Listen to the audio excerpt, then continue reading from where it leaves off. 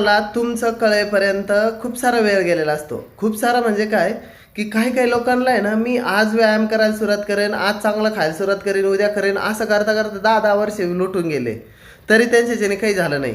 आणि मग मग ते नंतर म्हणते का आता तरी काय राहिलं आपलं, आता आपण किती दिवसाचे काय म्हणजे काय, की त्यांनी स्वतःच्या हाताने स्वतः शरीर खराब करून घेतलंय. काय माहिती आहे का, खाणं महत्त्वाचं किती आहे याच्यापेक्षा तुम्ही ते परफेक्टली किती करताय याला महत्त्व आहे. आता खाणं महत्त्वाचं आहे, सगळं महत्त्वाचं आहे.